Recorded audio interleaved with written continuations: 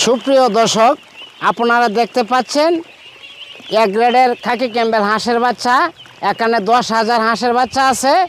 এই 5,000 অলরেডি আজকে আমরা গতকালকে একটা প্লেগ ভ্যাকসিন দিয়ে রাখছি।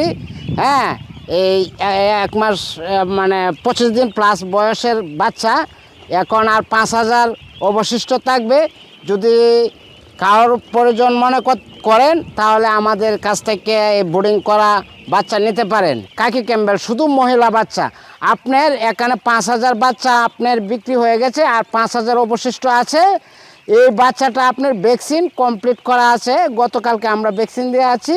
যদি আপনারা চান, আরও 5,000 বাচ্চা অবশিষ্ট আছে, আপনারা চাইলে নিতে পারেন। তুষ এবং হারিকেন দিয়ে হাঁসের বাচ্চা ফুটানো যায়, এই বিষয়টি অনেকেই প্রথমে শুনে অবাক হন। আসলেই কি সম্ভব? হ্যাঁ, আসলেই তুষ এবং হারিকেন দিয়ে হাঁসের বাচ্চা ফুটানো সম্ভব। এটি একটি প্রাচীন পদ্ধতি। তবে নেত্রকোনা জেলার মদন উপজেলার কুটিরকোনা প্রতিটি পরিবারই কিন্তু এভাবে হাঁস উৎপাদনের সাথে জড়িত আছেন। আমার পাশে দেখতে পাচ্ছেন রয়েছে আইনাল ভাই, বেশ অভিজ্ঞ মানুষ। তার জন্মের আগে থেকেই তারা পারিবারিকভাবে এই হাঁস পালনের সাথে জড়িত আছেন। আজকের এই পর্বে আমরা দেখানোর চেষ্টা করব আইনাল ভাই কীভাবে তুষ এবং হারিকেন পদ্ধতিতে হাঁসের বাচ্চা ফোটায়। আশা করছি পুরোটা আয়োজন জুড়ে পাশেই থাকবেন। আসসালামু আলাইকুম আইনাল ভাই। ওয়ালাইকুম আসসালাম। কেমন আছেন? আছি, আল্লাহর রহমতে খুব ভালোই আছি। আল্লাহ রাব্বুল আলামিন মোটামুটি ভালোই রাখছে। আইনাল ভাই, দেখতে পাচ্ছি আপনার এখানে প্রচুর বাচ্চা রয়েছে। হ্যাঁ, প্রচুর বাচ্চা বলতে আমি আপনার বাচ্চা যে ফুটাই, আমি এটার সাথে জন্মলগ্ন সাথেই আমি জন্মলগ্ন থেকে এটার সাথে জড়িত। কারণ এটা যেবেলা শুরু করছি আমার জন্মের আগে, আমার জন্ম 1983। আমার জন্মের আগে শুরু করছে আমার বড় ভাই, উনি পরলোকগমন করেছে। উনি 1975-এ শুরু করেছিল।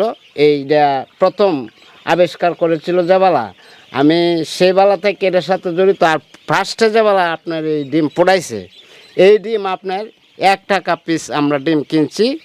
আর বর্তমানে আমরা এই ডিম 16 টাকা 17 টাকা করে কিনি, 25 টাকা 26 টাকা করে বাচ্চা বিক্রি করি। আর আমার বর্তমানে আপনার এই যে ডিম যে পোড়াই, আজ থেকে 20 বছর যাবৎ আমার কোনো থার্মোমিটার লাগে না। এই যে আমার এই যে হ্যাচারি, বিশাল বড় হ্যাচারি, এরকম 4টে ঘর, আমার কোনো থার্মোমিটার লাগে না। কারণ আমি নিজেই থার্মোমিটার রয়েছি। দেখেন অবস্থা, এই যে ডিম যে বাচ্চা যে পুতাছে, আপনি ভেরিফিকেশন করে দেখবেন। আমার এখানে কোনো রকম মিটার টিটার পাবেন না। কারণ আমি মিটার দিয়েও ডিম পোড়াইছি প্রথম। অনেক সময় মিটারে হাফ ডাউন করে, আপনার নির্দিষ্ট জায়গায় মিটারটা না পড়লে এই আপনার তাপমাত্রা ঠিক থাকে না। তবে এখন আমি যে ডিম পোটাই, এটা আমি ডিম ধরলে বলতে পারি এটার কত ডিগ্রি তাপ আছে, কতটুক তাপে আপনার পরিপূর্ণ বাচ্চাটা হবে। আচ্ছা, তে আমি যে অবস্থায় পোটাই, যেমন অরিজিনালি যে মুরগে বা হাঁসে যে তাপমাত্রায় বাচ্চাটা পোটায়, এই হাঁসের কিন্তু আবার লাগে না। আপনার এই যে হাঁসে আগে আমরা, বর্তমানে তো আপনার এই যে দেশি হাঁস নাই। আগে আমরা যেবেলা প্রথম শুরু করছিলাম, এবেলা দেশি হাঁস আছে। হাঁসের ডিম পাইরে মানে কুচ্ছে হইতো। এটা বাংলা ভাষাটা অনেক জায়গায় আপনার অনেকভাবে বলে। যেমন আমার কথা, আবার আমি আঞ্চলিক ভাষা বলি, তো অনেক সময় দেখা যাইতেছে অনেকেই কথা বুঝে না। তা আপনার মুরগি যে বাচ্চা ফোটায়, একটা পরিপূর্ণ বাচ্চা মুরগি ফোটায় বা হাঁসে ফোটায়, তো এই বাচ্চাটা দেখবেন খুব সুন্দর হইতেছে, কিন্তু এরার তো আবার থার্মোমিটার লাগে না।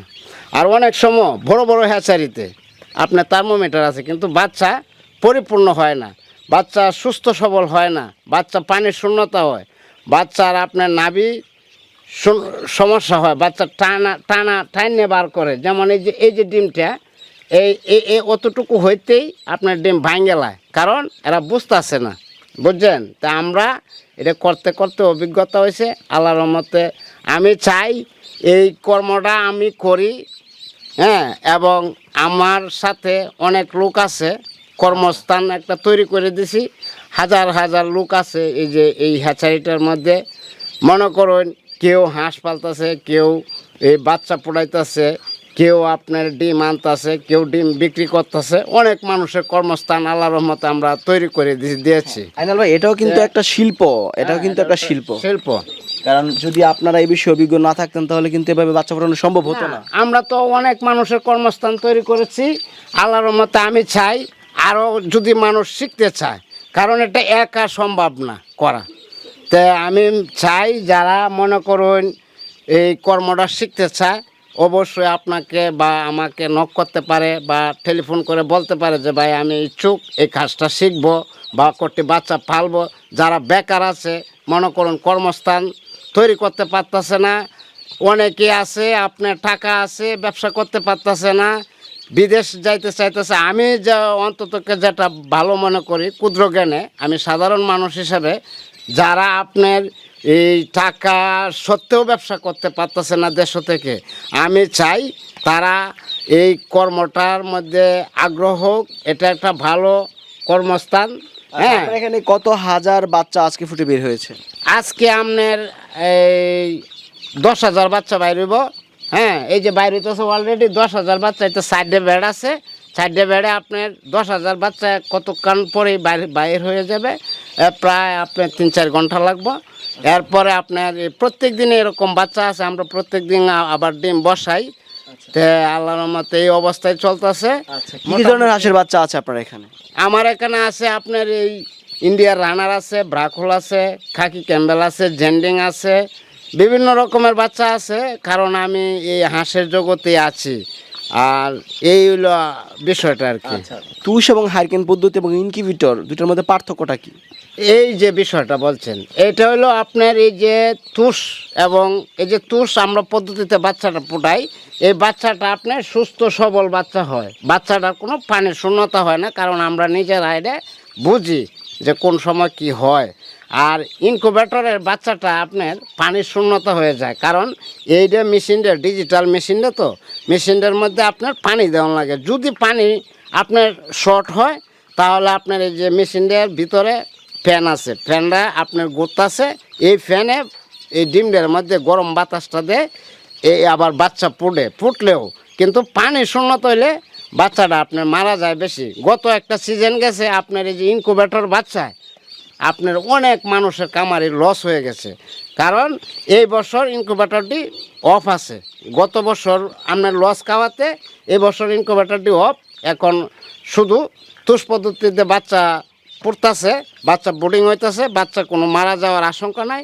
আর বিশেষ করে বাচ্চা আপনার এই আপনার যদি আপনার মনে করুন এই বাচ্চা এই বোর্ডিংয়ের মধ্যে যদি একটু সুন্দর করে না করতে পারে 2-3 দিন, তাহলেও বাচ্চার সব কাটতে যায়। আচ্ছা, আপনার এখানে এই ছোট বাচ্চার পাশাপাশি আর কি কি ধরনের হাঁস পাওয়া যায়? আমার এখানে আছে আপনার 1 মাসের হাঁস আছে, 2 মাসের হাঁস আছে, বোর্ডিং করা হাঁস আপনার আছে, জিরো বাচ্চা আছে, রানিং ডিমের হাঁস আছে।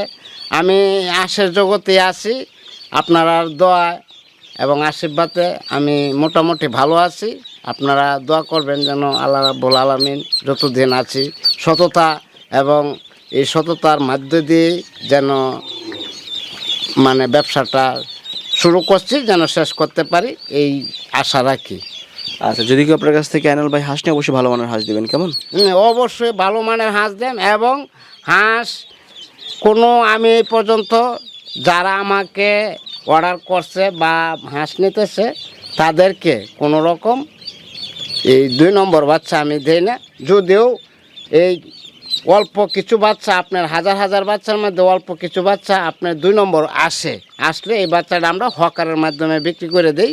হ্যাঁ, আবার বাচ্চাটা 2 নম্বর বলতে আপনার এটা আপনার এই ডিমের একটু ব্যাপার আছে। হাজার ডিম, তো কিছু ডিম একটু ছোটো হয়, এটার বাচ্চাটা একটু ছোটো হয়, এই বাচ্চাটা আমরা হকারে দিয়ে দিই।